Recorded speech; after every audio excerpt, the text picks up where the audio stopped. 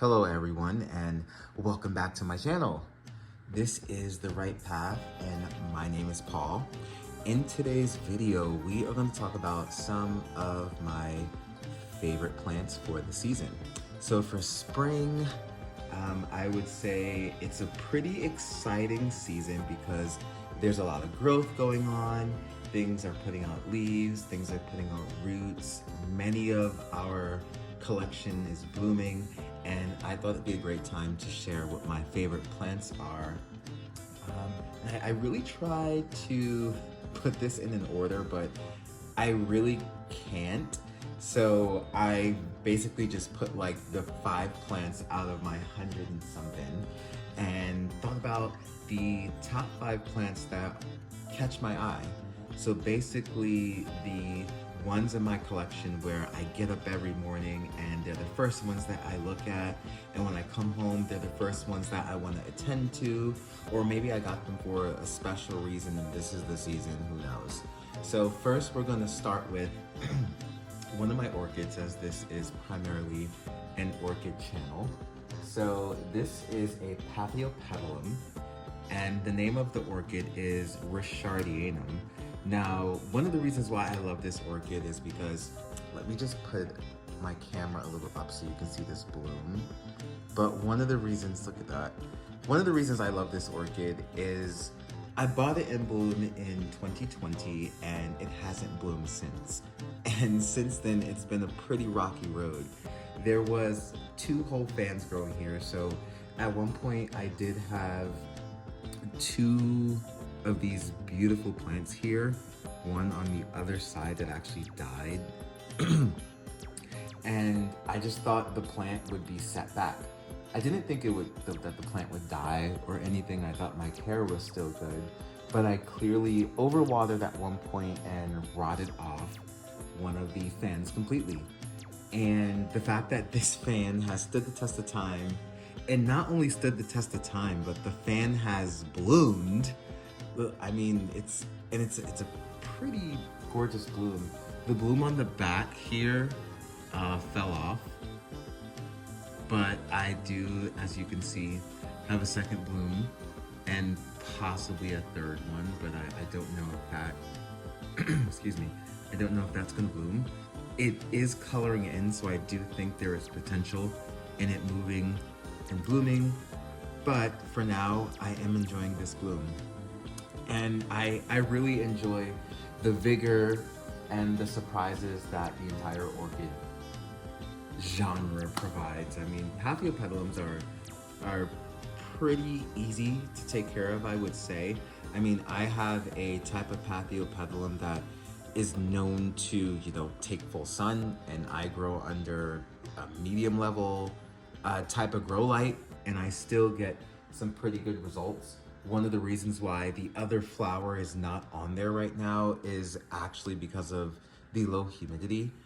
Flowers do need a good level of humidity to sustain. I've noticed that 40-50 seems to be sufficient, but my humidity sometimes dwindles between 0 and 20, so yes.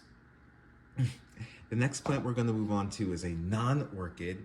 This is actually a philodendron. I believe it is a climbing type of plant, and this one is known as excuse me, sorry, I probably should have took a throat lozenge before I recorded the video. This plant is the Philodendron Birkin, and I don't love it because it was a super popular plant. I actually didn't know it was a super popular plant until I bought it. I just saw it in the shop. I think it was the Star Nursery that's pretty local here to Las Vegas. I saw it in the shop and I decided to buy it, and 1, 2, 3. I believe that, I know that these 3 leaves have all grown in my environment, and I'm not so turned on by the white leaves because I'm a little taken off by the amount of photosynthesis that will be able to happen without having green leaves. But I do love the fact that it just has continuously grown. I bought it in spring and it was kind of growing, and then a week in the house, it put off this leaf, And then I think this leaf, and now this leaf is coming to fruition. There's also another one starting.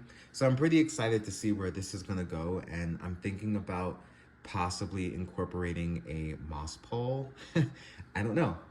We'll see. I see a lot of videos about these philodendrons and plants like this climbing up poles and getting even bigger and looking like they really enjoy those type of setups.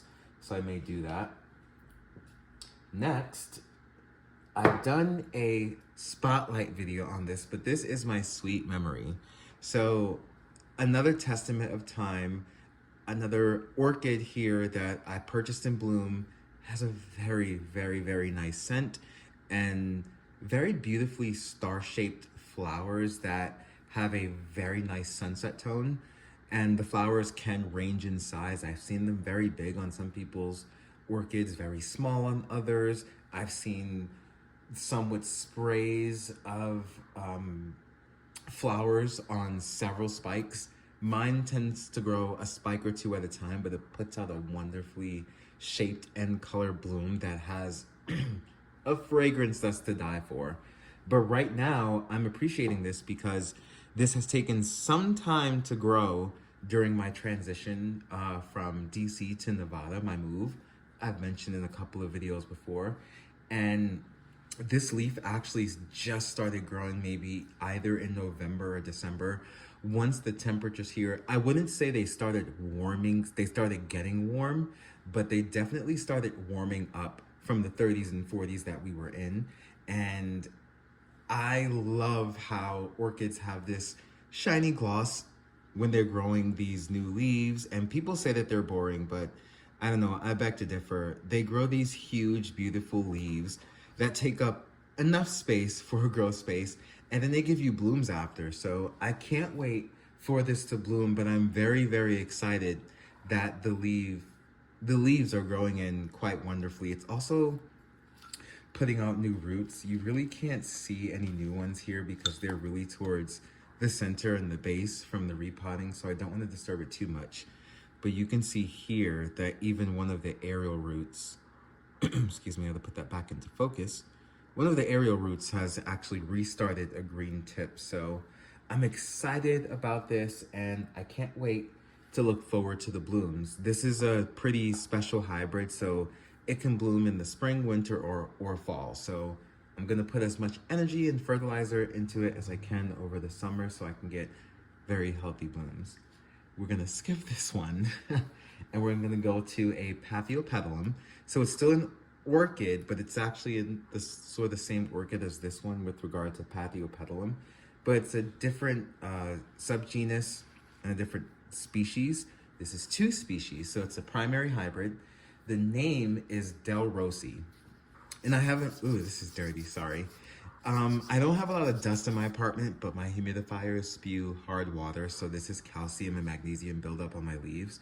But anyway, this plant hasn't bloomed for me, but the structure and the leaf modeling is really enough to keep me entertained. And one thing that I strongly recommend about Paphiopedilums, one of the reasons that I got into them is when you don't have a bloom show, you have these beautiful leaves, whether they have the modeling and this beautiful design, or they just have these interesting structures. So the structure, this sunrise or sunray structure is what I like to call it, is actually why I really like the plant, very spider-like.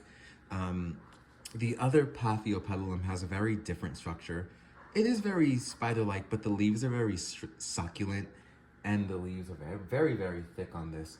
The leaves are very thin on here, very succulent, excuse me, the opposite of succulent, very thin, but at the same time very strong, and it maintains this shape as it grows and, you know, drops off leaves as the new ones come in.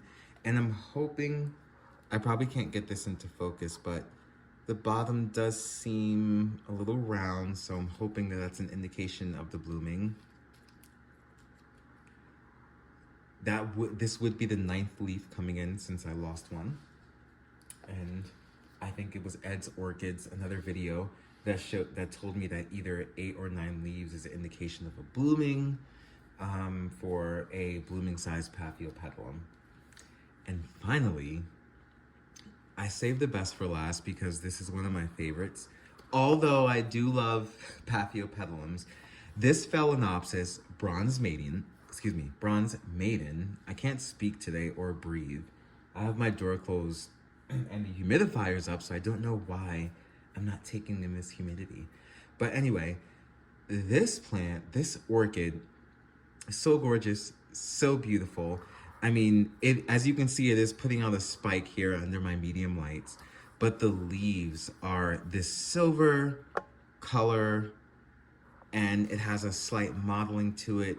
The undersides of the leaves do have a maroon or burgundy. This morning, this leaf was actually completely, I woke up and this leaf was completely like this under my light. So I did a little bending and adjusting to ensure that it falls down and the top side is facing the light. But Bronze Maiden has definitely become one of my favorite plants, one of my favorite orchids, one of my favorite Phalaenopsis because of this structure and because of the growth pattern. So I know we're in spring and everything is growing, but this orchid seems to consistently grow forever. Just keeps going and I love it. Right now, it seems to be finishing off this leaf, but from what I saw this morning, this leaf is definitely just still growing. The spike is coming out, has wonderful star-shaped, skinny, thin flowers, and it's also putting out roots. So we have one here, we have a root there, root tip. This long root tip is actually still in active growth. And we also have some roots coming out on this side. So this is a very exciting orchid, and people say that orchids are pretty boring.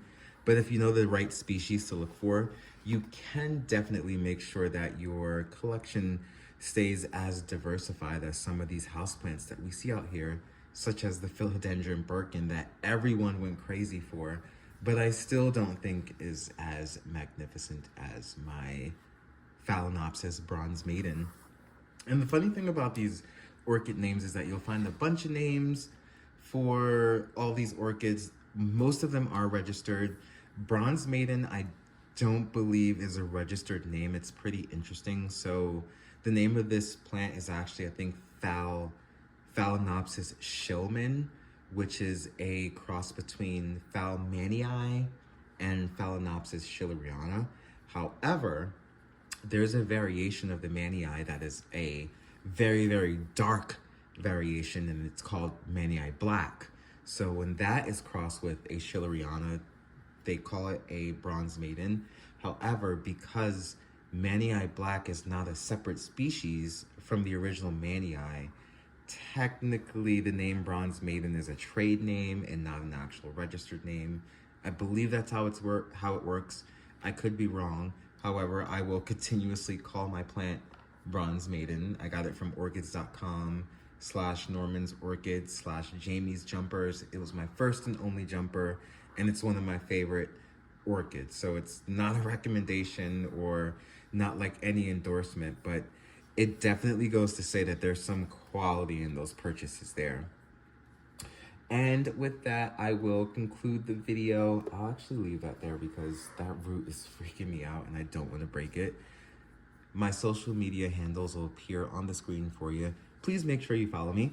I actually just started a TikTok, but I have to sort of backtrack and upload videos, but it's under the same name, The Right Path, which is what my Facebook and Instagram is under the same umbrella as this YouTube page that I started a little over a year ago. Wow. Anyway, thank you so much for watching, and I hope you enjoyed the video. See you in the next one.